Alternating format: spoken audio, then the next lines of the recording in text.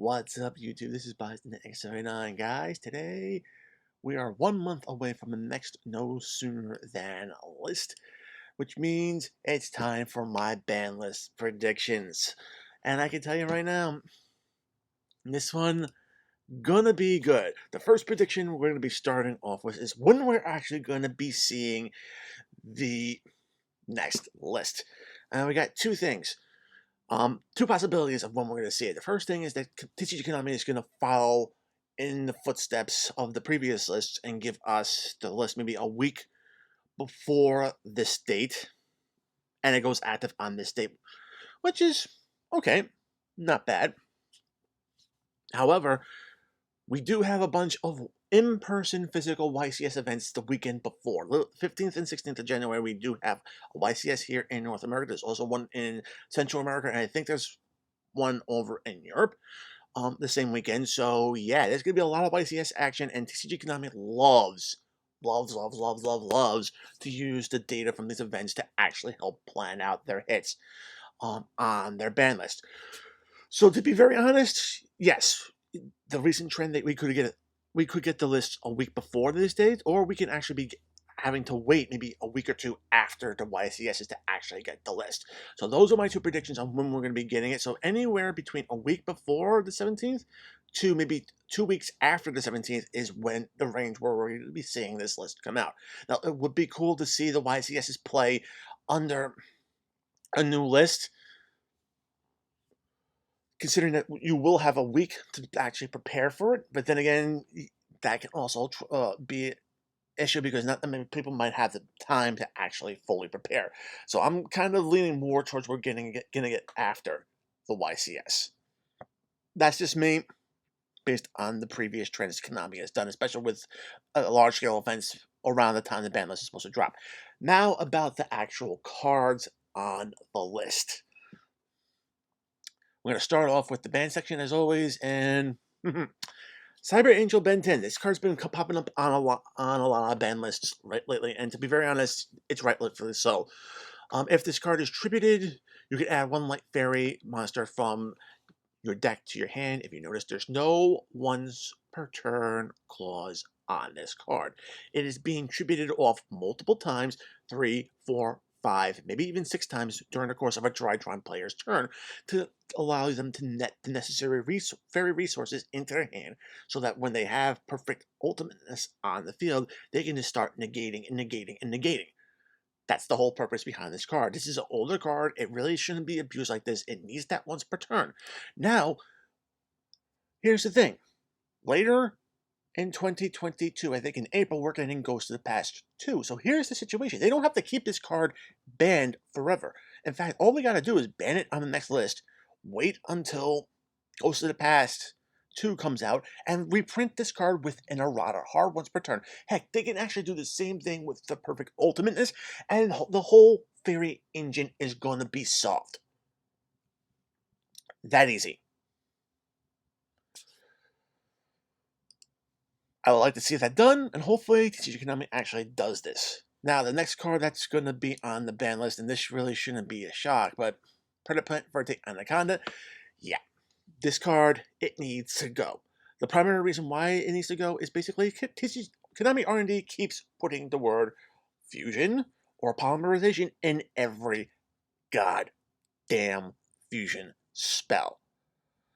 Okay, they've done it without fusion or polymerization before, and those cards are very awesome, to be very honest. But the fact remains that since they're constantly putting fusion or polymerization in every fusion spell, this card becomes splashable in any deck because all it takes is 2 effect monsters to get it out. Just 2 effect monsters. No level restrictions, no attribute restrictions, no type restrictions. And not only that, but we are getting a new fusion spell from the Striker Albaz structure deck. This card just becomes too much of an enabler for these fusion engines, and to be honest, removing this card can solve a lot of splashability issues. With that being said, yeah, I know DPE, yeah, players will say, oh, well, we just run 3 Fusion Destiny and that'll be it. Yeah, but here's the situation. You need to run 3 Fusion Destiny. You need to run the 2 Fusion Monsters for DPE, which means you're running 5 cards in your deck. And most decks, they can't afford the room to fit 5 cards in just to run one particular fusion. That's the point I'm gonna make. So taking this card out of the game makes cards like Dragoon and DPE a whole lot less splashable, and it makes the game a little bit more enjoyable because you don't have to worry about these cards constantly coming down on you. That being said, it could also help affect maybe the secondary market with the price of DPE, maybe even lower it. Also, a lot of people are thinking maybe Fusion Destiny gets limited. No. TCG Konami has a history of not touching cards they're going to be reprinting on ban lists beforehand. They're not going to limit it. They're not going to ban it. The ultimate reprint is coming out in the next OTS pack. So, yeah. No, they're not touching Fusion Destiny. Will it happen later in the year? Probably the second list of 2022. I see that happening with Fusion Destiny. But right now, Anaconda needs to slither off. And the last card on my banned section list, Imperial Order. Anybody who competed in the last YCS remote duel competition pretty much can confirm that, yeah, this card was annoying. Given the way decks are being built with not that many players running that many trap cards in their decks, Imperial Order can literally shut down 1/3 to maybe even 1/2 of your deck, and that's just not good Yu-Gi-Oh! To be very honest. I like a good Floodgate, but to be very honest, there are other things that can shut down spell cards, and they're a little bit more niche, so I think that's a little bit better to have than having a generic card that can just cause a whole lot of problems. So this card, it needs to go back on the ban list. Being the first card that got an errata, came off the list, and now has to go back, that's a historic thing. But that's it for the limits, or the bans, excuse me. Cyber Angel Ben 10, Predator Planet for Tate on the counter, and Imperial Aura all being banned. We're going to hit the limits now. And I still have Orcust Harp Horror coming back to 1. To be very honest, we do have a very diverse meta, and Orcust will not be tier 1. No matter how hard they try, they won't be tier 1. They'll probably be either a strong rogue to a low tier 2, the way I see it, especially considering the scrap engine is vulnerable to so many different interruptions. That being said, bringing this card back to 1 isn't gonna, like I said, it's not gonna break the deck. It's just gonna allow players to have the ability to play around this deck, see where it stands, and give us another deck to add into the format, which isn't a bad thing. Moving forward, Tri-Brigade Fractal. This card was actually limited in the OCG, not on the current list, but that goes active in January, but actually on the previous list. And I could definitely see why. Tri-Brigade Little Lusk was actually a major player in that format. And being able to have 3 copies of this card plus a Foolish Burial in there to basically dump your materials that you need into the graveyard, never a good thing. And Tri-Brigade Little Lusk is definitely a big thing here in the TCG now. And with Fractal being around for such a long time, yeah, it's time for it to be put at 1 and put that deck in check. That being said, we have one last card on Limitless, and there's another card coming off the ban list, and that's Heavy Metal Falls Electromite. The way I see it, if we get rid of Varte Anaconda, this card is safe to come back. And in my opinion, Electromite is the Stratos of the current list. Multiples, not that good, but if you put it at 1, it's fine. To be very honest, a whole lot of interruptions that are out there that can actually stop this card, so it's not that powerful by today's standards. And not only that, but there are Pendulum decks out there that actually really need this card in the game for them to actually be able to function and do things, and just punishing those lower tier Pendulum decks is just unfair in my opinion. So put this card at 1, leave it at 1. We'll take a look at how the format shapes up. I seriously doubt we're going to see a lot of Pendulum decks creep up into the metagame, but I mean, it is just a strong card for the particular mechanic, and it's definitely needed. So those are my 3 predictions for the Limitless, Orchest, Tri-Brigade, Fractal, and Electromite.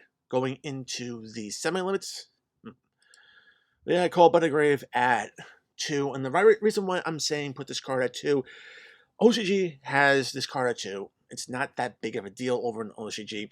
I know, don't go, oh, that's 2 separate formats, it doesn't have anything. Let's just take a look at what we have. We had Crossout Designator finally coming to the TCG, and what happens? It flops. Players realize you have to build a deck around that card in order to make use of it. So you need to have enough room to have enough hand traps in your deck to be able to block those particular hand traps. And like I said before, with the whole situation with running 3 Fusion Destinies, not that many decks have that room to actually be able to run these cards. Not only that, Crossout Designator kind of sitting around at maybe $40 a copy, which makes it kind of expensive. This is a budget alternative, and to be very honest, I say let's put the budget alternative at 2. Leave it at 2. It's fine at 2. 3 is too much. 2, you won't see it that often, and it's going to be able to actually help counter a lot of other cards besides hand traps, because there are a lot of decks out there that utilize their graveyard as a second hand. Moving on next, we have Salmon Great Circle. This card is at 2 in OCG, and Salamangreats is really not doing anything. Salamangreats here is a strong tier 2 deck. And to be very honest, putting this card at 2 here in the TCG is not going to do anything for the deck. Yeah, it gives the deck a little bit more consistency, but it's not going to put the deck to tier 1 status. So to be very honest, keeping this card on the limit list doesn't make any sense. Next up, to be semi-limited, is a card that actually came off the list on the recent list in the OCG, and that's Scapegoat. I don't see the TCG Konami actually releasing this card fully off the list. Yes, I know it's been power crept, but to be very honest, TCG Konami takes a little bit more of a different approach to things. They like to walk off cards a little bit slower to test the waters, and I think that's what they're going to do here with Scapegoat. They're going to put it to 2 at first. If it doesn't do anything, they'll move it off the list on the next 2022 after the January 1. And those are it for my 3 cards for the semi-limited list. Next up, we actually do have the Unlimits.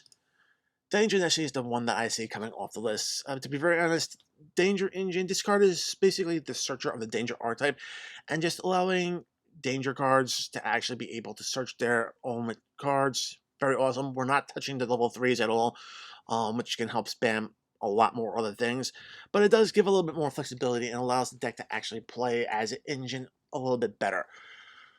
Next, we have Dynamite Knight, the True Draco fighter. I know a lot of people are moving other True Draco cards down the list, and to be very honest, I don't see those other 2 cards like Diagram or even Masterpiece being moved down. I see this guy coming off the list. We now have the traps, both traps, it can search at maximum copies, 3 copies. So this guy, it needs to be at 3 just for the deck. The deck needs the bodies, and to be honest, keeping this guy on the list at 1 while you have the traps fully unlimited does not make any sense. Next up, Performer Pal, Scorecard by Joker. TCG Konami has been walking this card off the list, the last 2 lists, so yes, it's coming off. And last but not least, Emergency Teleport. This card came to 2 on the last list. Virtual Worlds, yeah, they got an extra cards to bring out more monsters, but to be very honest, I've read through all the Virtual World cards, and you really want to have them in your hand, so it really didn't do much for Virtual Worlds. So bringing this card off the list, also something I can actually see happening on the upcoming January list here in the TCG. Alright guys, that is it for my ban list predictions for the upcoming January 2022 ban list. As always, leave your comments in the description, comments below. Let me know if I've missed anything on the list. I'd like to hear your opinions. Guys, check out the description box below. Find the invite link to my Discord server. Join the conversation. We'd love to have you. Also, check out my affiliates, tcgplayer.com, as well as sidedeckversus.com. Great resources for any Yu-Gi-Oh player. Follow me on social media. And guys, until next time, peace.